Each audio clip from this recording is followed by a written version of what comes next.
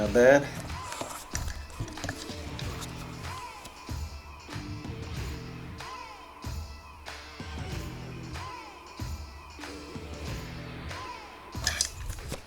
Howdy folks, welcome back, channel Train True. It's me, Mako. It is now day 42 of the Keto Summer Shredding Cut.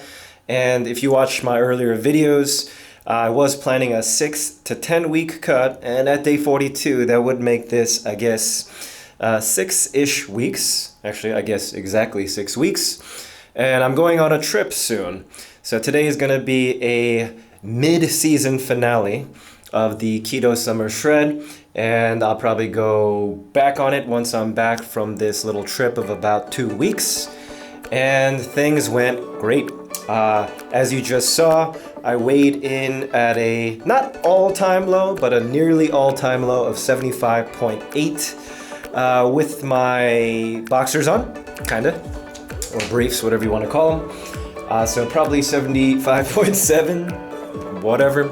That was my all-time low a few days ago, and then I kind of went up and down, and now I'm back down to 75.8. So that basically means I'm at 167 pounds, give or take a few ounces, I believe, down from 81.5 kilos on day one, which was, I believe, 180 pounds. So I am down more than, I guess, 5 kilos, 5.5 kilos. A little bit more than 10 pounds. I think that would be around 13 pounds. And over the course of 7 weeks, that's pretty decent. I think it went almost exactly according to plan. I did want to hit 75, but whatever, I'm in the 75s. I think that's okay. And I think you will be able to see quite easily how much change, how much transformation I've achieved over the last 7 weeks. Of course, it's not as crazy as those transformation videos you see, of people dropping 50 pounds, but considering I was relatively lean to begin with, this is harder, if anything, to cut from relatively lean to much leaner. So, take a look. Okay, so while my bodybuilding show is going on in the background, my physique update, some commentary on what I feel about this Keto Summer Shredding Cut. 42 days straight, I did not cheat whatsoever. Tracked my macros relatively well because I'm pretty good at intuitive macro tracking, but I still did track, especially protein.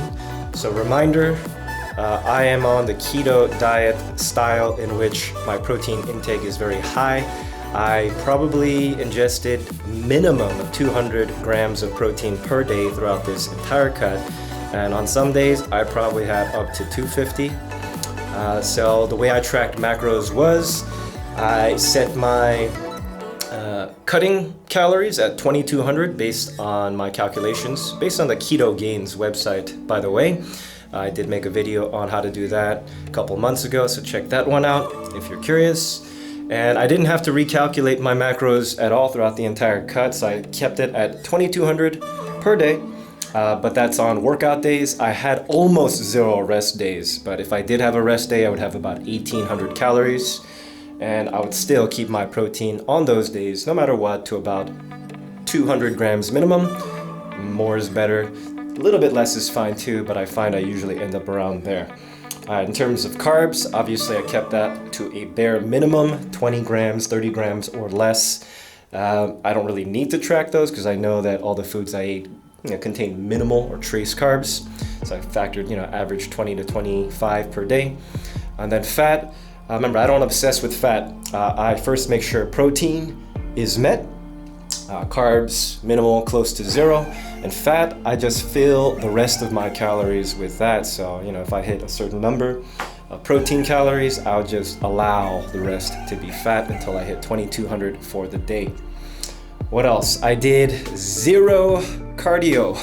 Okay, you do not need cardio to cut. I did workout quite intensely every day and for a relatively long time, an hour and a half to 2 hours per day, because I do have a home gym. So, kept on schedule, on target there. But I do no cardio. I mean, you can't really count my 5 minutes of warming up on my rower as cardio. That's about all I did. And that was even low intensity. steady state, so I'd be burning 50 calories at most per day from the cardio aspect of cardio rowing. Oh, I changed my daily undulating program to have more moderate and high intensity days. Moderate meaning more days for like 5 to 8 rep range. High intensity meaning more days with 3 to 4 really heavy rep range. And I did that because I wanted to maintain as much muscle and strength as possible.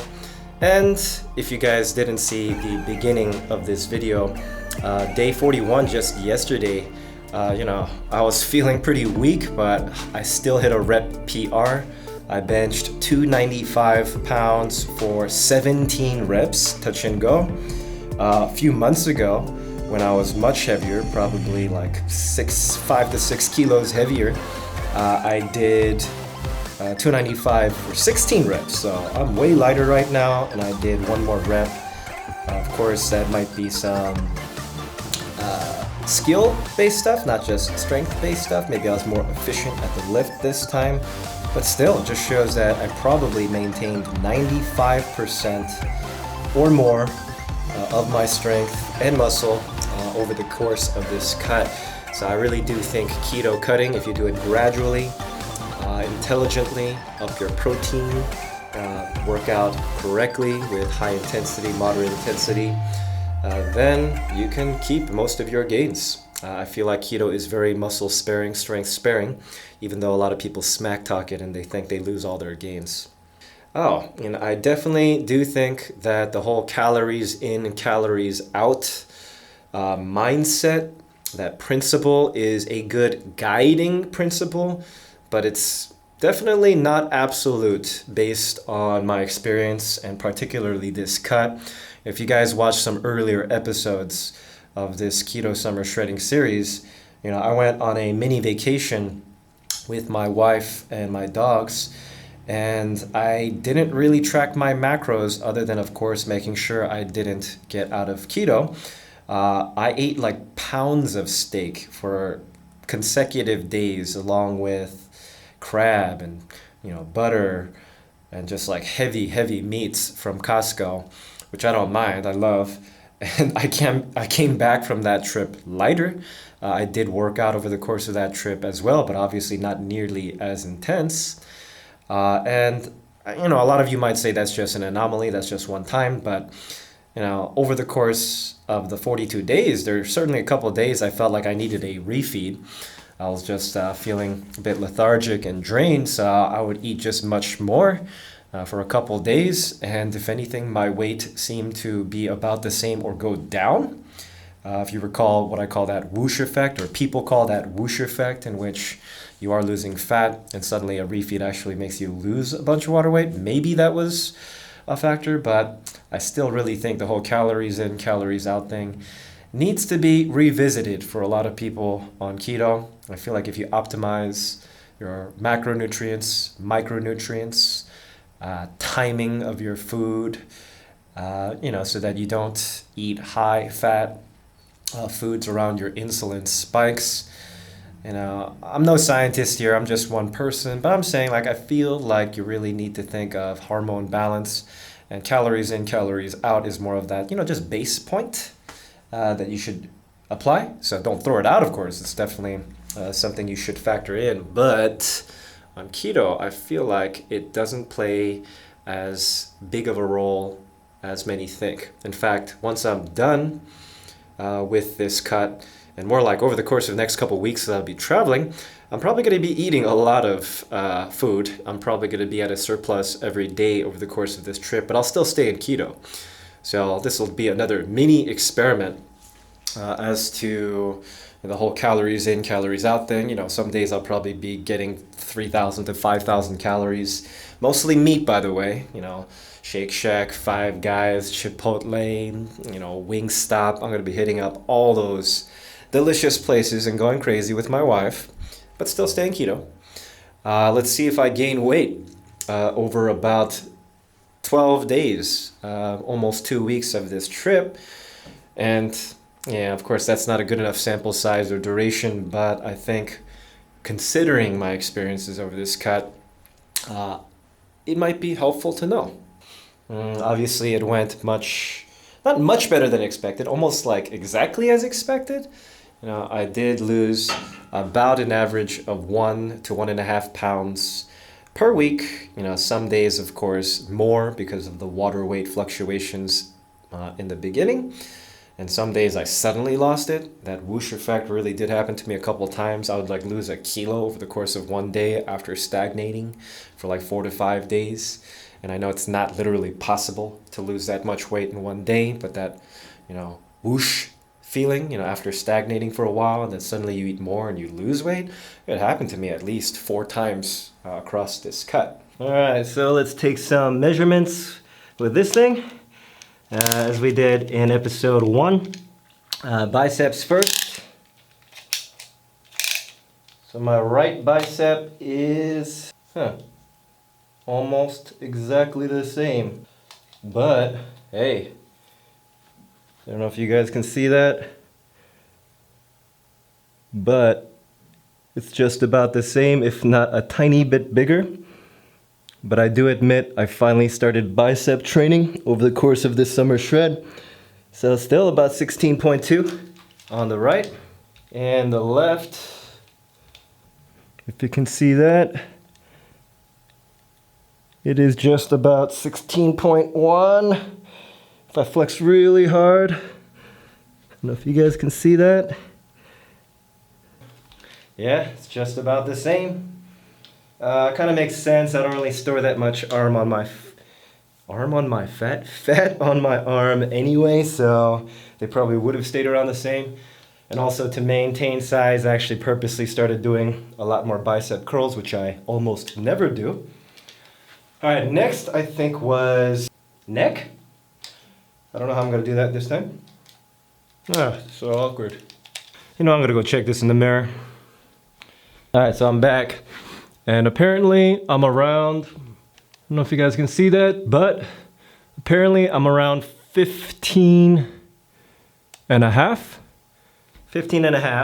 on the neck. I believe I was 16 day 1, so yeah, I lost half an inch on the neck. I guess I had some fat there. That makes sense. One of the most important, I think most of you care about this, and it's one of the best measures of fat loss where it matters, is the waist. I was 33 inches on day 1. Day 3, the first episode, I was 32 inches. And now, let's see what I am. So, if you guys can see that. I'm actually almost 30. When I kind of get close to the camera, I kind of get in an awkward position. But from here, it's like 30.2. Now if I wrap it super tight, I can make it hit 30. So yeah, let's just say I hit 30. So I went from 33 inches to 30. Don't know if I can lose much more. I only have a little bit of fat left in that region. As you can see, the love handles are nearly gone if you compare them to episode 1. Alright, then I think I did the chest region. I think I was around 43 inches. Trying to get it to the same spot I did on the first video. Okay. So if I measure around the same spot, seems to be around 41 inches when I'm not flexing. Around 42. So if you look, 42 when I do that. And if I get rid of that slack, closer to 41. So I actually lost a good amount of size here. I did store some fat on the chest before, and I could see obviously more striations now, clearly meaning I have less fat there.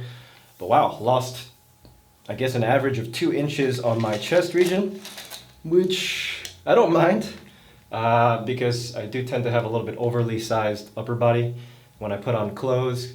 If anything, I might look a little bit better now that I'm more proportioned. So I lost a couple inches there. Remember, team no calves, so I'm not going to measure these. I'm sure these haven't changed, probably got smaller, if that's even scientifically possible. But yeah, thigh. These briefs are pretty tight, so I don't think I have to factor that in. Okay. So the thickest part of my thigh looks like it's 23. A little bit above 23. You probably can't see that, but yeah, it's about 23. I believe it was around 23 and a half to 24 at the beginning, so I lost half an inch there. And my left one was smaller the first time, but no matter how I stand, it's going to be around 23 here as well, but just a little bit smaller. So about half an inch lost there. I do feel like I still have a lot of fat underneath my leg left over. And no matter how much I train my legs, they never really seem to get nearly as cut as my upper body. But I'm still playing catch up with my lower body, since the back injury. Let's see where this goes. If I come back from this vacation about the same weight, it'll be very easy to continue the cut. Maybe I'll take it to about 10 weeks total. So I'll put this on pause. So I hope you enjoyed this mid-season finale of the Keto Summer Shredding Cut. I stayed strong. I lost more than 10 pounds. I think I did it correctly, and I hope this series helps you guys. If you have questions, please leave them down below, or message me, DM me on Instagram. Actually, a few people have been messaging me asking for some tips, advice. I'm always willing to reply. I tend to actually have very long, detailed responses, and I don't mind helping you guys at all.